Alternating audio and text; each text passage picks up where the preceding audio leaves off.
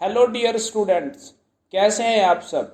उम्मीद है बहुत ही बढ़िया होंगे और अपने अपने घरों में बैठकर पढ़ाई कर रहे होंगे, स्कूल के होमवर्क कर रहे होंगे। आप सभी बखूबी जानते हैं कि कोरोना वायरस की वजह से स्कूल बंद है और हम अपने घरों में ही पढ़ाई कर रहे हैं। इसी बीच मैं आपके सामने लेकर आया हूँ क्लास 9th का भूगोल का पहला चैप्टर, भारत आकार और स्थिति। भारत आकार और स्थिति पहला चैप्टर है भूगोल क्लास 9th का और हम इसको डिस्कस करेंगे आज। भारत विश्व की प्राचीनतम संस्कृतियों में से एक है। पिछले 5 दशकों में भारत ने सामाजिक आर्थिक रूप से बहुमुखी उन्नति की है। कृषि, उद्योग, तकनीकी, सर्वांगीण आर्थिक विकास में अद्भुत प्रगति की है। भारत का विश्व इतिहास में भी महत्वपूर्ण योगदान रहा है। आप सभी इंडिया में रहते हैं, भारत में रहते हैं और भारत की संस्कृति अन्य देशों से बिल्कुल ही भिन्न है। और भारत क्या है, आप देख रहे हैं डेवलपमेंट होती जा रही है। इंडिया आज वर्ल्ड लेवल पे अपने आप को डेवलप कर रहा है। भारत एक डेवलपिंग कंट्री है। यह भी आप को लिए इम्पोर्टेंट है कि भारत क्या अभी विकासशील देश है। एक होता है विकसित देश, एक होता है विकासशील देश। तो भारत अभी विकासशील देश है। हम आगे बढ़ते हैं अपने चैप्टर को लेकर और देखते हैं आगे क्या है हमारे इस चैप्टर में। भारत की स्थिति के बारे में। भारत एक विशाल देश है। यह उत्तरी गोलार्ध में स्थित है। चित्र 1.1 और इसका मुख्य भाग 8 डिग्री 4 मिनट, इसको पढ़ना है 8 डिग्री 4 मिनट उत्तर से 37 डिग्री 6 मिनट उत्तर अक्षांश तथा 68 डिग्री 7 मिनट और से पूर्व से लेकर 97 डिग्री 25 मिनट पूर्व देशांतर तक है। यह देखिए आप, ये जो आपके पास गिवन है बच्चों इंडिया का मैप। अब यहाँ पर इंडिया है। इंडिया क्या है, उत्तरी गोलार्ध में है। अब ये उत्तरी गोलार्ध कैसे हुआ, ये आपको एक लाइन दिख रही हो 0 डिग्री, इसको बोलते हैं मुख्य मध्याह्न रेखा। 0 डिग्री से गुजरती है और ये है भूमध्य रेखा, ये भी 0 डिग्री अक्षांश से गुजरती है। ये है 0 डिग्री अक्षांश और ये 0 डिग्री देशांतर, मुख्य मध्याह्न रेखा और ये भूमध्य रेखा। अब इसके पार्ट्स को देखते हैं। ये अपवर्ड क्या होगा, नॉर्थ है, साउथ ये इसके डाउनवर्ड क्या हो जाएगा, साउथ। तो इंडिया क्या है, कंप्लीटली नॉर्दर्न पार्ट में बसा हुआ है। इसलिए अभी आपने देखा कि इंडिया जो है 8 डिग्री 4 मिनट 8 डिग्री 4 मिनट उत्तर से 37 डिग्री 6 मिनट उत्तर अक्षांश तथा 68 डिग्री 7 मिनट पूर्व से 97 डिग्री 25 मिनट पूर्व देशांतर तक फैला हुआ है। यह आप याद रखेंगे।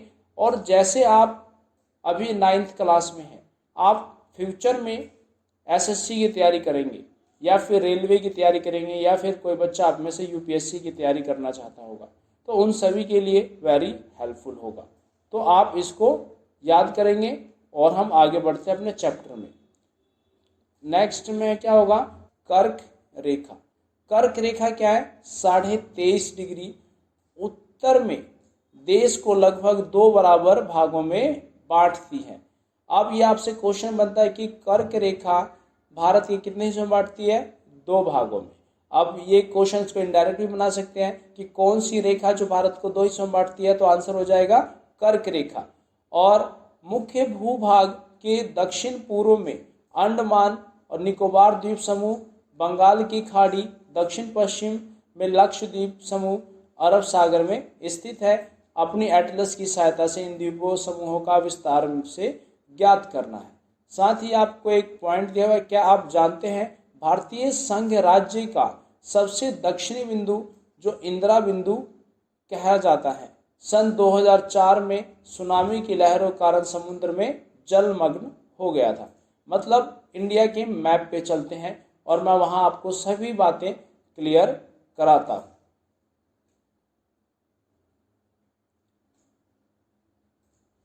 ये है आपके पास इंडिया का भौगोलिक क्षेत्रफल कितना है 2.4%। यह आप याद रखेंगे।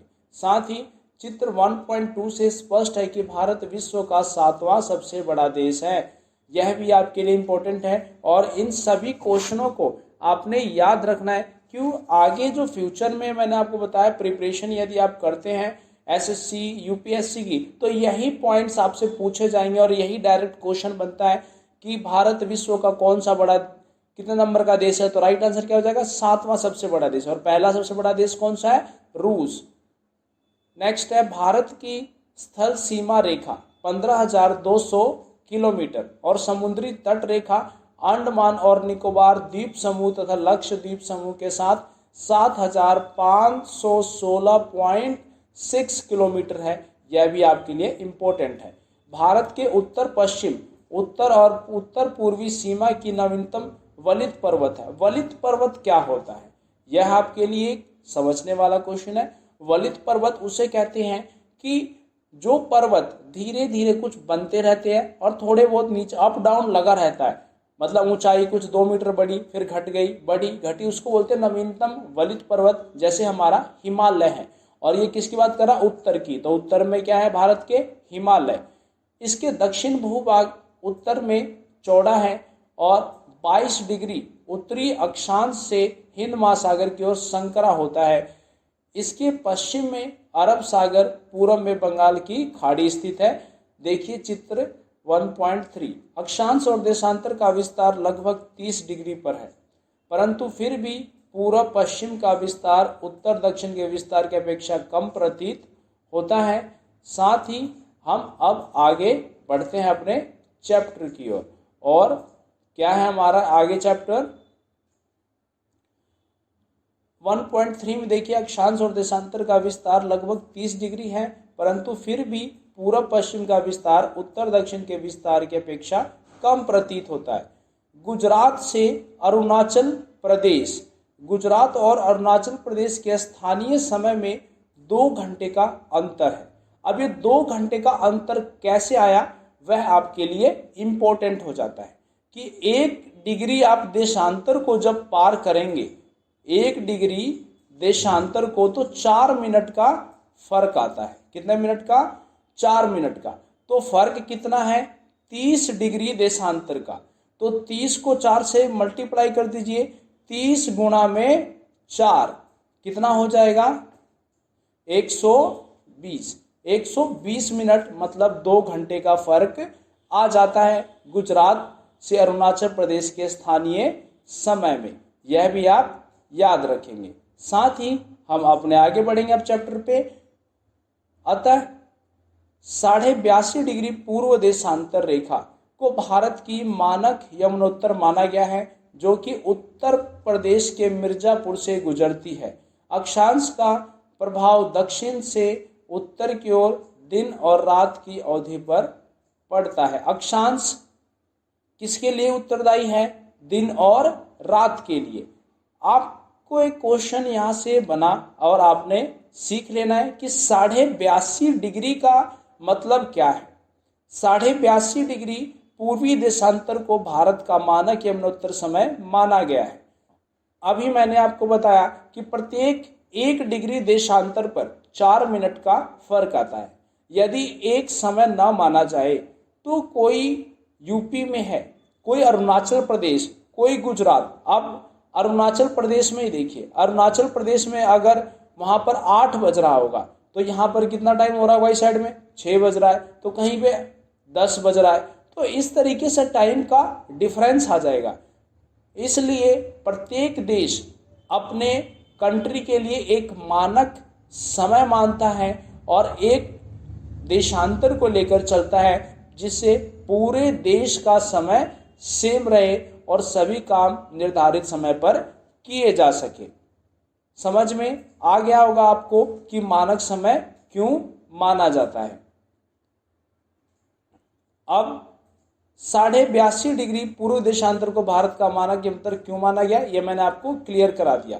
कन्याकुमारी और कश्मीर दिन रात की अवधि में अंतर क्यों है, अभी आपको बताया था मैंने, क्योंकि अक्षांश क्या है, अक्षांश का प्रभाव कहाँ पड़ता है, दिन और रात की अवधि पर। तो जैसे अक्षांश में चेंजेस आएंगे, अक्षांश रेखा बढ़ेगी और घटेगी, मतलब 82.5 डिग्री तो वो था हमारा देशांतर, अगर 23.5 डिग्री अक्षांश है, कुछ आगे बढ़ेंगे 60 तक पहुँचे, तो जैसे जैसे चेंजेस होगा वैसे वैसे दिन और रात में फर्क आते हैं ड्यू टू अक्षांश रेखाएं। नेक्स्ट हम पढ़ते हैं भारत तथा विश्व। भारत और विश्व की बात हम करते हैं और देखते हैं क्या है। भारतीय भूखंड एशिया महाद्वीप के पूर्व और पश्चिम के मध्य में स्थित है। भारतीय भूभाग एशिया महाद्वीप दक्षिण विस्तार में है और हिंद महासागर जो कि पश्चिम में यूरोपीय देशों और पूर्वी देशों को मिलाता है। भारत केंद्रीय स्थिति प्रदान करता है और दक्षिण का पठार हिंद महासागर शीर्षवत फैला हुआ है। पश्चिमी एशिया, अफ्रीका, यूरोप साथ साथ पूर्वी एशिया के देशों में पूर्वी तट माध्यम से निकटतम संबंध बनाए हुए हैं।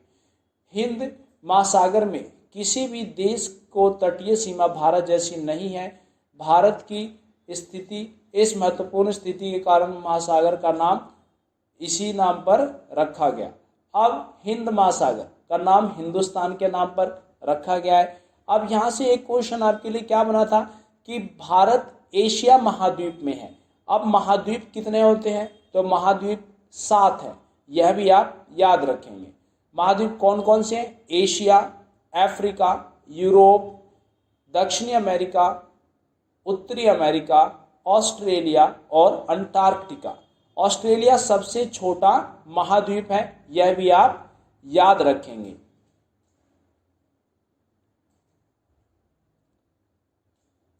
अब एक क्वेश्चन और देख लीजिए। सन 1869 में स्वेज नहर के खुलने से भारत और यूरोप की बीच की दूरी 7000 किलोमीटर कम हो गई, यह भी आप याद रखेंगे। साथ ही एक क्वेश्चन में आपको और बताता हूं कि स्वेज नहर किसको जोड़ता है। स्वेज नहर भूमध्य सागर और लाल सागर को जोड़ता है। स्वेज नहर यह एसएससी और यूपीएससी के एग्जाम्स में जनरल क्वेश्चन आते हैं, बट आप लर्न रखेंगे तो फ्यूचर पर्सपेक्टिव से आपके लिए बेटर रहेगा। ये है फ्रेंड्स कंट्रीज। सबसे बड़ी कंट्रीज कौन सी है, रसिया यानी रूस सबसे बड़ा देश है। उसके बाद आता है कनाडा, फिर संयुक्त राज्य अमेरिका, देन है चाइना, उसके बाद ब्राजील, फिर ऑस्ट्रेलिया, उसके बाद भारत। भारत 7वां विश्व का सबसे बड़ा देश है, यह आपके लिए इम्पोर्टेंट है। साथ ही ऑस्ट्रेलिया की यदि हम बात करें तो ऑस्ट्रेलिया एक तो कॉन्टिनेंट भी है, मतलब एक महाद्वीप भी है, और ऑस्ट्रेलिया एक देश भी है, यह आपके लिए इम्पोर्टेंट है। अगर क्वेश्चन आता है कि वह कौन सा महाद्वीप है जो कि देश भी है, तो राइट आंसर क्या होगा, ऑस्ट्रेलिया। ऑस्ट्रेलिया महाद्वीप भी है और देश भी है, यह आप याद रखना है। हम चैप्टर्स में आगे बढ़ते हैं। आपने ऊपर पढ़ा था कि भारत का उत्तरी बिंदु क्या है, और उत्तरी गोलार्ध में स्थित है Bharat. 37 degree 6 minute, 37 degree 6 minute उत्तर से, यहाँ 8 डिग्री 4 मिनट नीचे आपको मिल जाएगा। यह 8 डिग्री 4 मिनट दक्षिण तक भारत फैला हुआ है, और कौन से गोलार्ध में, उत्तरी गोलार्ध में। मतलब 8 डिग्री 4 मिनट उत्तर से लेकर भारत की स्थिति क्या है, 37 डिग्री 6 मिनट उत्तर तक, और 97 डिग्री 25 मिनट से लेकर 68 डिग्री 7 मिनट तक पूर्व में स्थिति है। मतलब उत्तरी गोलार्ध में भारत की स्थिति को आपने याद रखना है। 37 डिग्री 6 8 डिग्री 4 मिनट, और यहाँ 97 डिग्री 25 मिनट 68 डिग्री 7 मिनट, ये भारत की स्थिति है, इसे आप याद रखेंगे। वहीं हम आगे बढ़ते हैं, अपने इस चैप्टर को कंटिन्यू करते हैं। ये है इंडिया का मैप, आप यहाँ से भी देख सकते हैं। साथ ही मैं थोड़ा आगे आपको यहाँ से और बताना चाहता हूँ। इसी एक सर मैप से कि ये है बंगाल की खाड़ी, ये है अरब सागर और नीचे मिल जाएगा आपको हिंद महासागर। ये जो पाकिस्तान देख रहे हैं, पाकिस्तान 1947 के समय भारत का हिस्सा था उस समय तक, बट 15 अगस्त 1947 को भारत आज़ाद हुआ और पाकिस्तान आज़ाद होता है 14 अगस्त 1947 को। यह आपके लिए इम्पोर्टेंट है। तो पाकिस्तान क्या है? भारत का पड़ोसी देश। नेपाल क्या है? भारत का पड़ोसी देश। भूटान क्या है? भारत का पड़ोसी देश। बांग्लादेश क्या है? भारत का पड़ोसी देश। तो ये सभी पड़ोसी देश भी आप याद रखेंगे, ये आपके लिए इम्पोर्टेंट है। साथ ही ये देखिए, ये जो डिस्टेंस है हमारा वेस्टर्न से ईस्ट तक, वेस्ट से ईस्ट तक का जो डिस्टेंस है 2933 किलोमीटर है। वहीं हम नॉर्थ टू साउथ की यदि बात करें तो नॉर्थ टू साउथ जब हम जाएंगे तो वो कितना डिस्टेंस है? 3214 किलोमीटर। यह आप नोट्स में लिख लेंगे अपने, और हम चैप्टर में अब आगे बढ़ेंगे। चैप्टर में हम जब आगे बढ़ते हैं तो क्या है? भारत का विश्व के देशों के साथ संपर्क युगों पुराना है, परंतु यह संबंध समुद्री जलमार्गों की अपेक्षा भूभागों से होकर था। उत्तरी पर्वतों के दर्रों से अनेक यात्री प्राचीन काल में भारत आए, जबकि समुद्री मार्ग बहुत समय तक ज्ञात नहीं थे। यहाँ से आपको बहुत ही इंपॉर्टेंट पॉइंट बताऊंगा। पहले आपने सुना होगा मोहम्मद बिन कासिम, महमूद गजनवी, ये सभी कहाँ से आते थे? दर्रों से। सिकंदर का नाम सुना होगा, विश्व विजेता सिकंदर, वो भी कहाँ से आया? उन दर्रों से आता था जो हमारे नॉर्दर्न पर्वतों के हैं, उत्तरी पर्वतों के दर्रों से आते थे। और समुद्री मार्ग उनको ज्ञात नहीं थे। समुद्री मार्ग कब ज्ञात हुआ? 1498 में। 1498 में वास्को डी गामा ने समुद्री मार्ग के सहारे भारत की खोज की थी। इन मार्गों से प्राचीन समय के विचारों और वस्तुओं का आदान प्रदान होता था। पश्चिमी, मध्य और पूर्वी एशिया, दक्षिणी एशिया और पड़ोसी देशों के साथ एक अद्भुत संपर्क रहा है। इसी प्रकार उपनिषदों में विचार, रामायण, पंचतंत्र की कहानियाँ, भारतीय अंक एवं दशमलव प्रणाली आदि संसार के विभिन्न भागों तक पहुँच सके। मसाले, मलमल आदि कपड़े, व्यापार अन्य भारत के देशों से ले जाए जाते थे।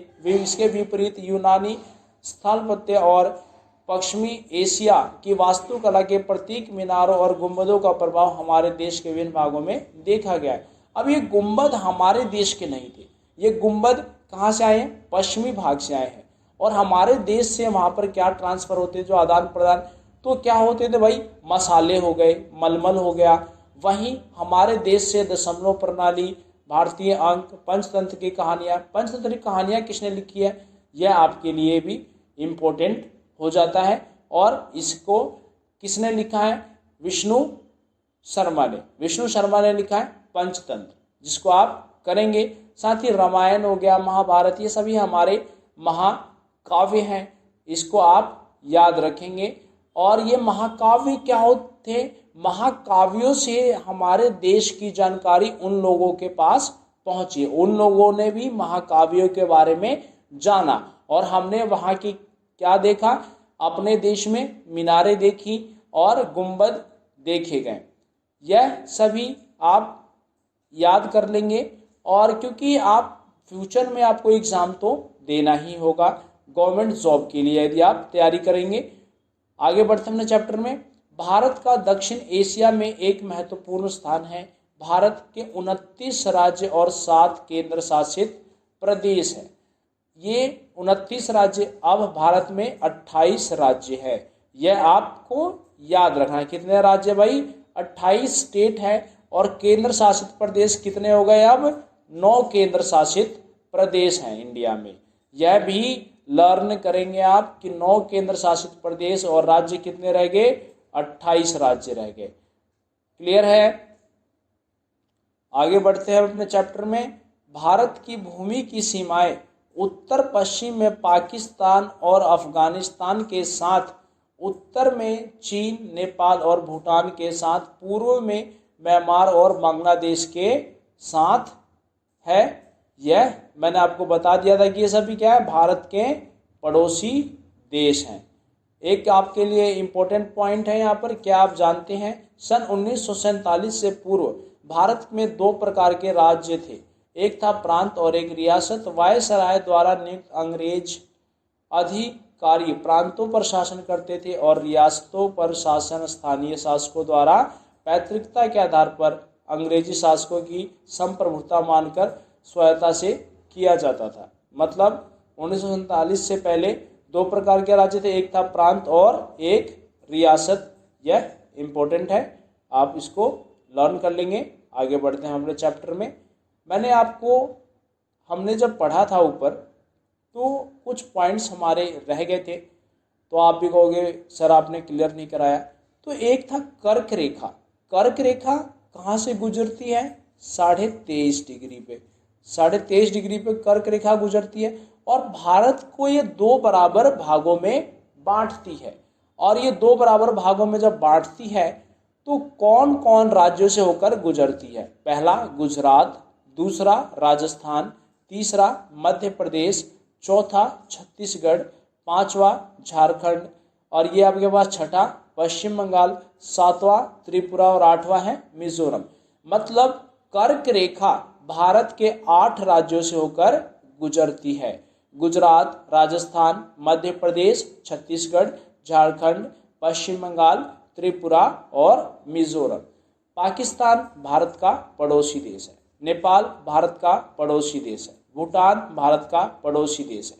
बांग्लादेश भारत का पड़ोसी देश है। अब हम यहीं से कुछ और पॉइंट, ये आपको दिख रहा है श्रीलंका। श्रीलंका भी भारत का पड़ोसी देश है और मालदीव भी भारत का पड़ोसी देश है। ये सभी भारत के पड़ोसी देश हैं। अब हम आते हैं स्टेट्स के बारे में। ये है फ्रेंड जम्मू एंड कश्मीर। जम्मू कश्मीर अब भारत में यूटी में विलय हो चुका है। भारत का अब ये राज्य नहीं है, यह एक यूटी बन गया, जिसमें एक यूटी बना, इसमें 2 यूटी बने, एक बना जम्मू कश्मीर और दूसरा बना लद्दाख। 2 यूटी यहाँ से बने। तो भारत में अब यूटी कितने हैं भाई? 9 यूटी हैं। कितने यूटी हो गए? 9। और राज्य कितने हैं? यह इंपॉर्टेंट हो जाएंगे। भारत में अब 28 राज्य हैं। कितने राज्य हैं? 28 राज्य हैं। और यूटी की हम बात करें, जम्मू कश्मीर एक हो गया, दूसरा हो गया लद्दाख। इधर देखिए ये है दमन और दीव, ये भी यूटी है। दादर एवं नागर हवेली ये भी यूटी है भारत का। और हम यूटीज में आगे बढ़ते हैं और कौन कौन सी यूटीज है हमारे भारत की वो मैं आपको बताता हूँ। ये है आपके पास पौंडीचेरी। पौंडीचेरी भी क्या है? भारत का यूटी है। ये है लक्षद्वीप, क्या है? भारत का यूटी है। ये सभी भारत के यूटी हैं। अंडमान और निकोबार द्वीप समूह क्या है? भारत का यूटी है। अंडमान और निकोबार द्वीप समूह से मैं आपको एक क्वेश्चन बता देता हूँ कि अंडमान निकोबार द्वीप समूह को 10 डिग्री चैनल अलग करता है। यह भी आप लोग नोट्स बनाएंगे तो लिख लीजिएगा, क्योंकि आगे फ्यूचर में यूपीएससी तक आप जाना चाहेंगे तो आपके लिए यह हेल्पफुल रहेगा।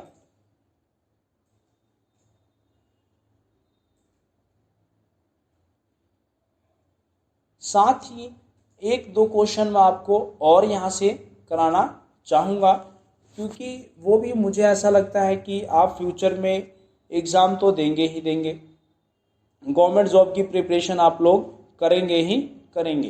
तो इंडिया का सबसे जो नॉर्थन पॉइंट है, नॉर्दर्न जो पॉइंट होगा वो क्या है? इंदिरा कोल। नॉर्दर्न पॉइंट क्या रहेगा? इंदिरा कोल। और हम साउदर्न पॉइंट की जब हम बात करेंगे तो साउदर्न पॉइंट इंडिया का क्या कहलाएगा? इंदिरा पॉइंट। क्या कहलाएगा भाई? इंदिरा पॉइंट होगा साउदर्न पॉइंट इंडिया का। यह इंपॉर्टेंट है। और इंडिया का ईस्टर्न पॉइंट की यदि हम बात करेंगे, जब हम ईस्टर्न पॉइंट को देखेंगे तो इंडिया का सबसे ईस्टर्न पॉइंट क्या होगा? कीबुथु।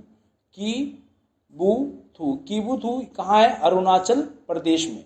और इंडिया का वेस्टर्न पॉइंट कहाँ है? गुजरात के कच्छ में। क्या है?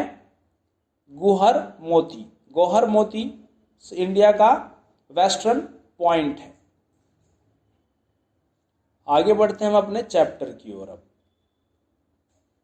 दक्षिण में समुद्र पार हमारे पड़ोसी दो द्वीप समूह हैं, श्रीलंका और मालदीव।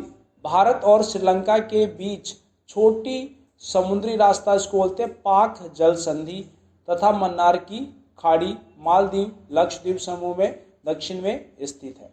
अब एक क्वेश्चन आपको और यहाँ से याद रख लेंगे कि श्रीलंका और भारत को कौन अलग करता है। तो पाक जल संधि भारत और श्रीलंका को अलग करती है। वहीं अपने पड़ोसी देशों के साथ भारत के भौगोलिक और ऐतिहासिक संबंध बहुत अच्छे रहे हैं। अपनी एटलस में एशिया के मानचित्र में देखा कि भारत कैसे अलग दिखाई देता है। देख लिया था आपने भारत, मैंने दिखा दिया था आपको। और हम थोड़ा आगे बढ़ते हैं। चैप्टर हो गया आपका फिनिश। यदि आपको कोई भी यहाँ से डाउट आता है तो आप मुझसे डायरेक्टली पूछ सकते हैं कमेंट में क्वेश्चन राइट आउट करके। अब ये क्वेश्चन मैं आपको करा देता हूँ। निम्नलिखित 4 उत्तरों में से उपयुक्त उत्तर चुनिए। कर्क रेखा किस राज्य से नहीं गुजरती? मैंने आपको बताया राजस्थान से, छत्तीसगढ़ से गुजरती है, त्रिपुरा से गुजरती है, परंतु उड़ीसा से नहीं गुजरती। तो Orissa is the right answer. वहीं हम बात करेंगे अब किसकी? भारत के सबसे पूर्वी देशांतर कौन सा है? सबसे पूर्वी में क्या था? 97 डिग्री 25 पूरब तक।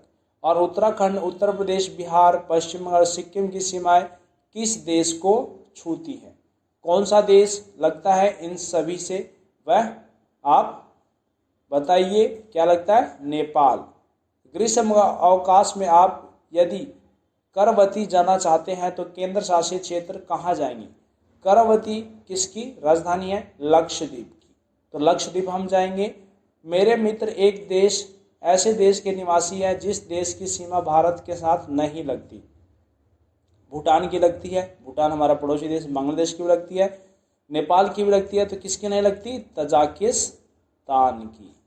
क्लियर है फ्रेंड्स? ये सभी क्वेश्चन मैंने आपको सॉल्व करा दिए हैं। और ये जो क्वेश्चन बनते हैं, अरब सागर बंगाली खाड़ी स्थित द्वीप समूह का नाम बताना है। दक्षिण में कौन कौन द्वीपीय देश हैं, या हमारे पड़ोसी देश, ये सभी आपने कर लेना है। मैंने सारे क्वेश्चन आपको करा दिए हैं, चैप्टर को समझा दिया है।